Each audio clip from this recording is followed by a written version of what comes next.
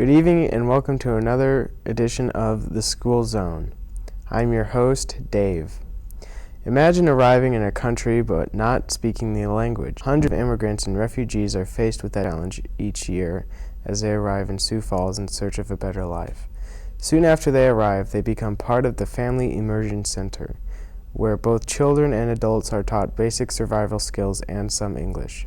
For many years, programs give special attention to elementary and middle school students, but now teenage students are also getting the help they need at the high school level. The school year is only half over, but it's graduation day for Mrs. Hansen's Family Immersion Center students. We have 23 students from 11 different countries. They speak many different languages. Some of them speak one language, some of them speak 5 languages. So it just depends where they come from. Most came here with very limited English skills, some without speaking a word of the language. That depends widely based on what experiences that the students have had previous to coming here. So if they have studied English before, then they will maybe come with more advanced skills. But some of them also have gaps in their education because of if there's war in their country. And so as a result, they just come with so many different needs and so many different ability levels. So we really try to accommodate everybody's needs in one classroom. Students who speak Spanish are going to already have a similar experience with the alphabet, but a student who speaks Chinese or Arabic will have a different background. They might not have the same kind of alphabet that we have in English, so it just depends on what that background is. The Family Immersion Center prides itself on being a safe place for students to learn. It's designed to be the first class that the students take when they come to this country. So for wherever they come from, it's the first class that they take, and so it's immersing them in the English language. They also study some basic math skills, and then they also have 2 elective classes. Here, students share their stories and other cultures. I am Muhammad Ibrahim. I'm from Somalia. I'll come back 2005, March 17. Maybe like 11 months. I've been in the United States for 2 years, and I'm Liberia. I came here December 2nd, 2003. I live in St. Petersburg, Florida, and then I moved to Seaford to my family. It was my uncle who told us there is a good school, very good school, that you can get education. Students learn they're not alone in their quest to fit in an American school. Yeah, I have a lot of friends, different countries. I like them. They're very good students too. I have many friends from Spanish and Mexico, Ethiopia, Somalia, and some are going to Lincoln, and then are going to miss them because they are so good to me. Yes, I have them for 4 periods out of the 6 that they have classes, and they also have a lunch. So yeah, they spend most of their day with me, and we work on English, just very basic skills, social skills, and also, of course, American cultural issues. Socialization is one of the huge motivators for them to be able to develop the language skills. So at least in the informal context, they grow tremendously. Seaforth is very good and school very nice. Washington school, everybody is helping and teacher like that. They teach us English, mathematics, fractions. Yeah, that's what they taught us. The students credit most of their success to their teacher. She's always there for you when you need her. She always helps you. If you ask her a question she don't understand, she going to ask you until she gets you. Who made me proud of English, how to talk this. When I was coming here, really I don't know how to talk. I like Mrs. Hansen, very, very, very good teacher because every day you say help me, I help every day, you know. Teacher Laura Hansen says she's the lucky one. It's tough, when you have kids all day long, it's tough not to form a relationship. And, so for these kids, many of whom have had gaps in their education is something that they value. And it's something that for many of them, it's the most important thing. Many times I've heard students say, Education is everything, and we are here to learn. So they're motivated in ways that sometimes students who grow up with an understanding that that's an expectation, these kids don't have that assumption, and they don't take it for granted. So they're very motivated, they're excited to be here, and that's powerful. Hanson gave each graduating student a class photo to help them remember where they got their start. Congratulations on your graduation. I am proud of you. I know you will do well. You have a strong mind and a good heart. Never lose your curiosity.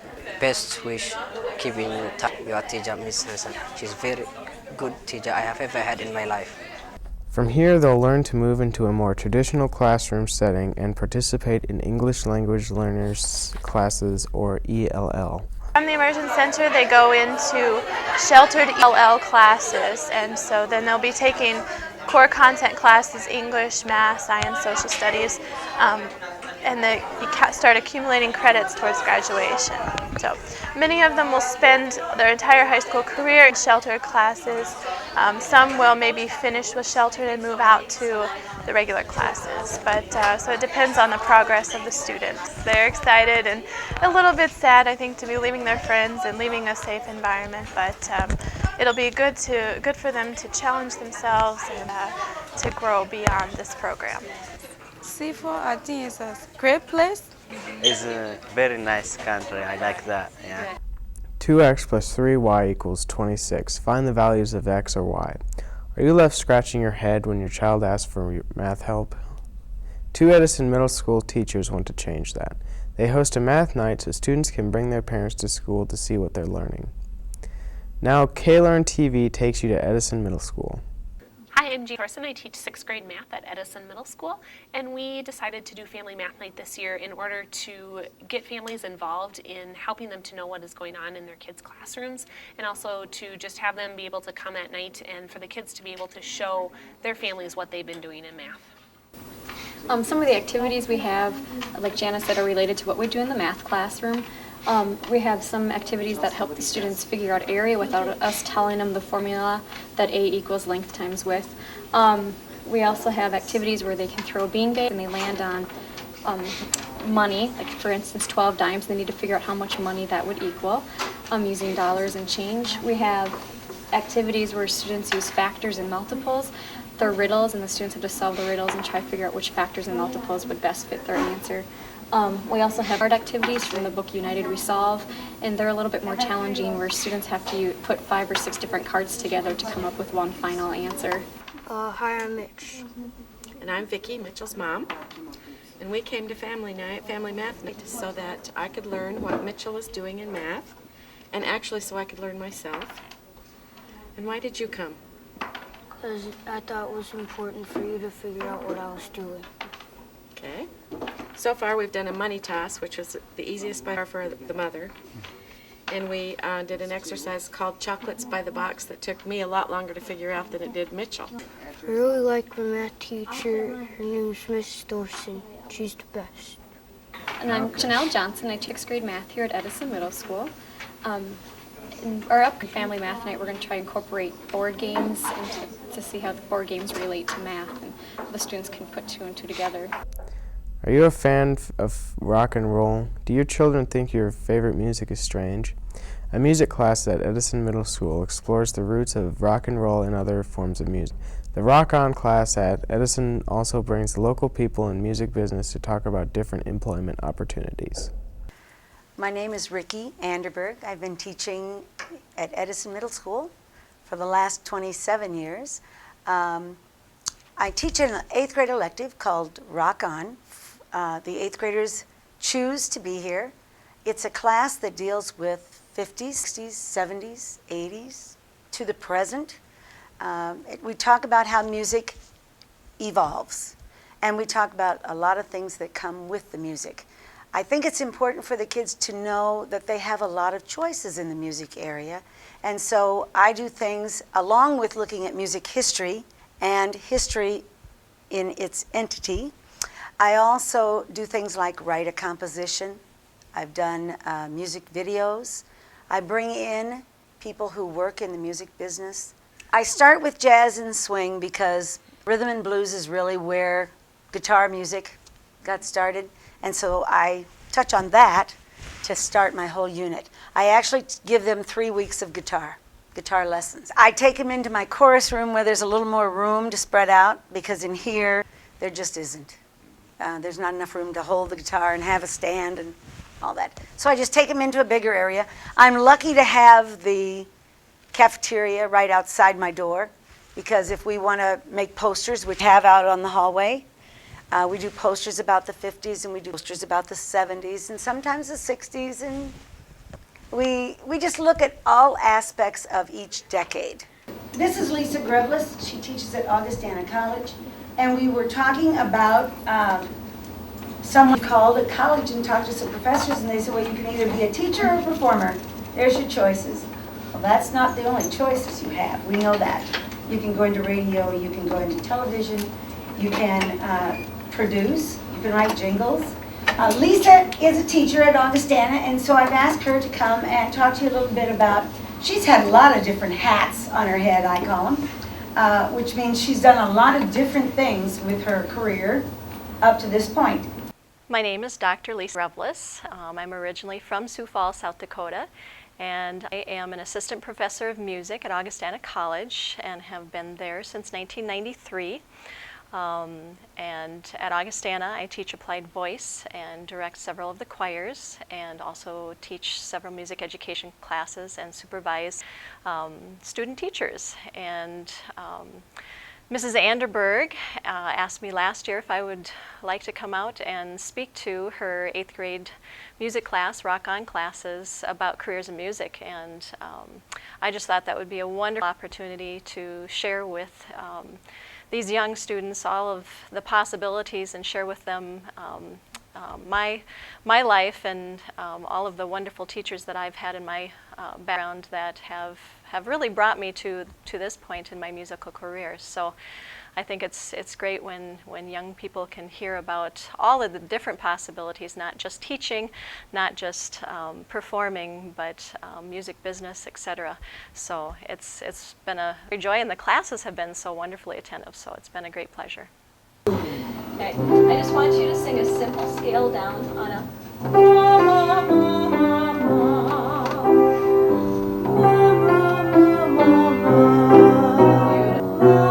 We're going to listen to her range and see what that is.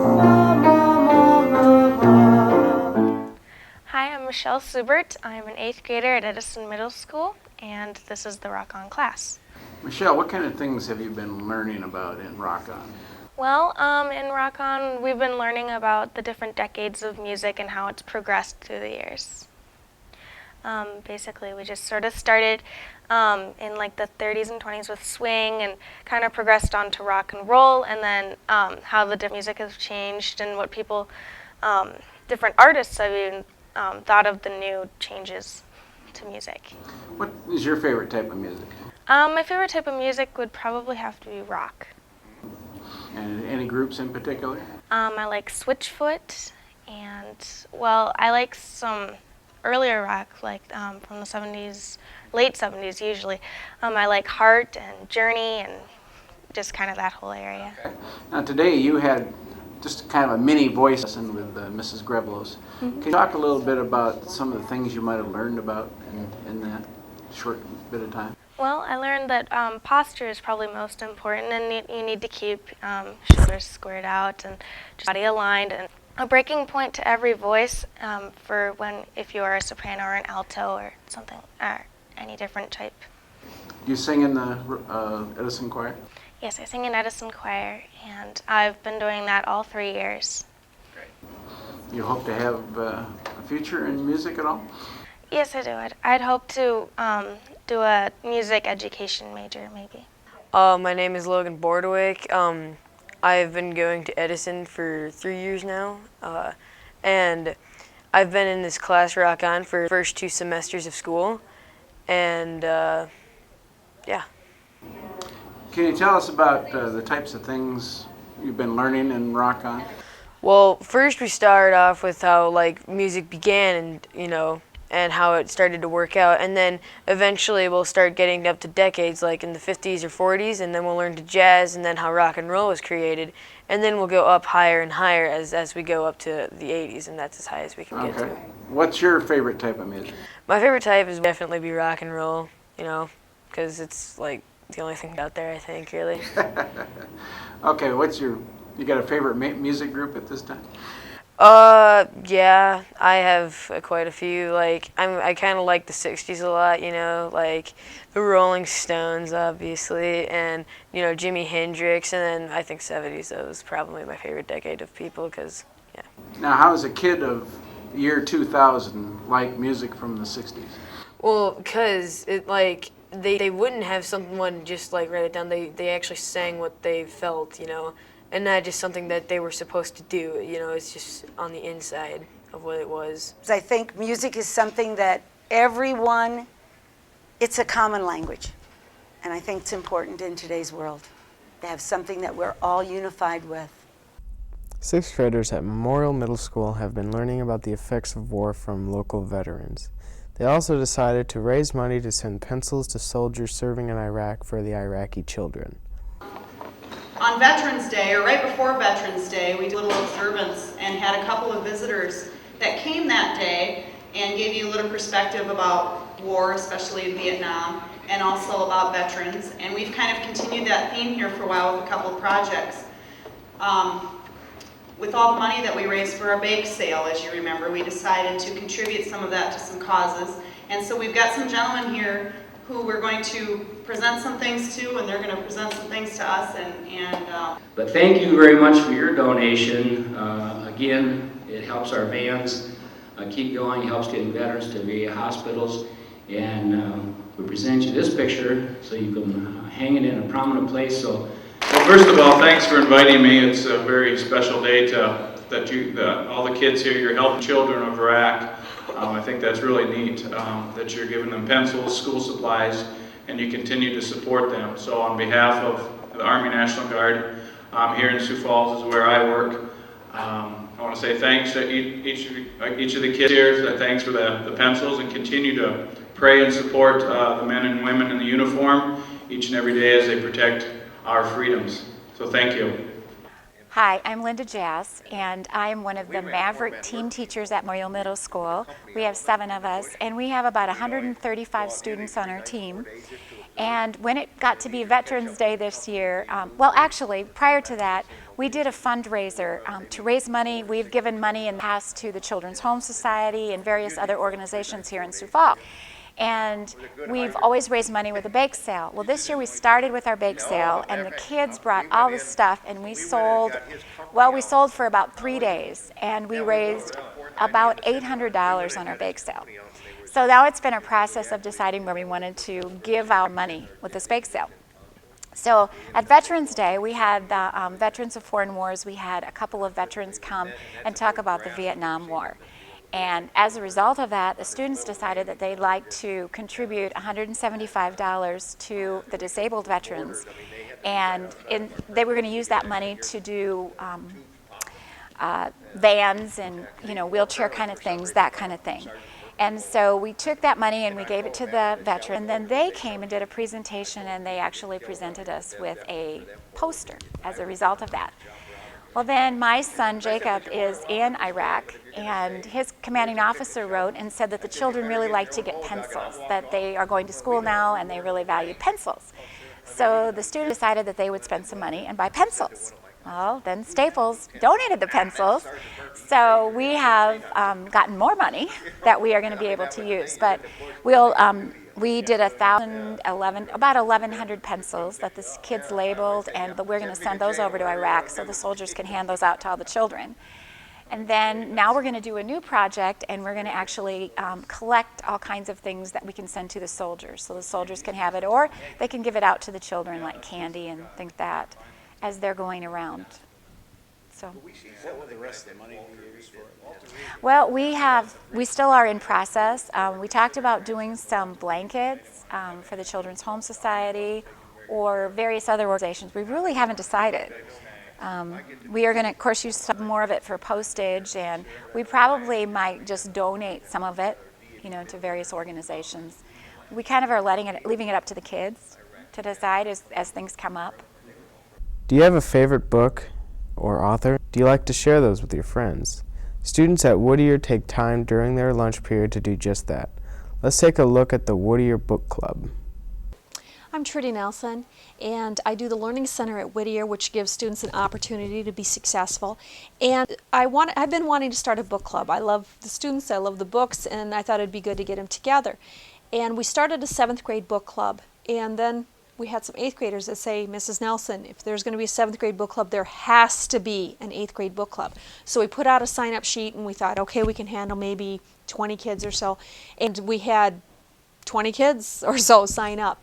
And I had just finished a class in middle school curriculum, and it talked about the fact that if you're going to have an extracurricular for students, they need to have ownership of it. It doesn't need to be something that the teacher owns.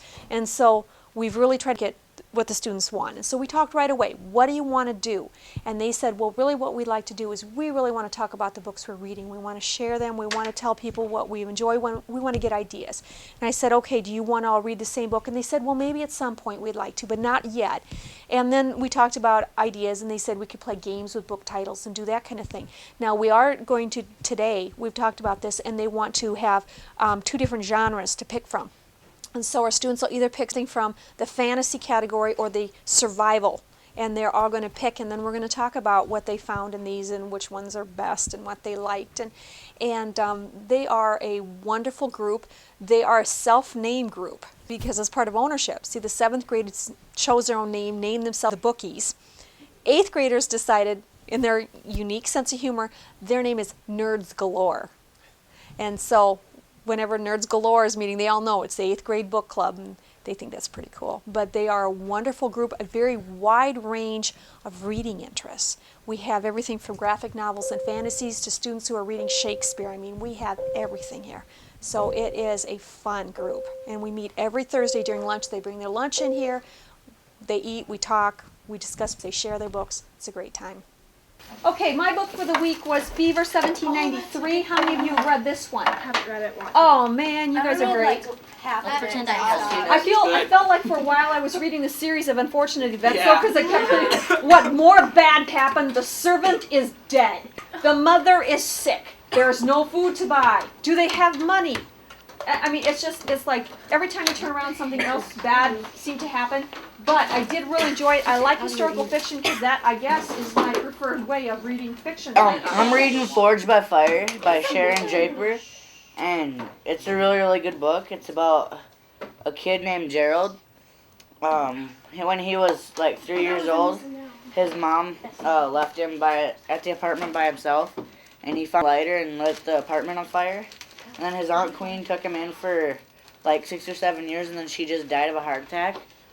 And that's how far I got. I'm Sarah Nelson. This is the Whittier Book Club.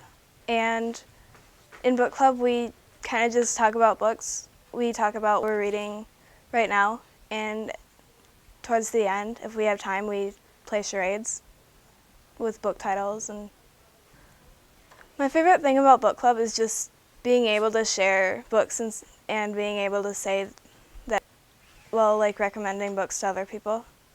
My name is Cameron Burleson. I'm in 8th grade, and book club's like fun because you get to meet like new people in different genres, get introduced to more books, and see what people think of them.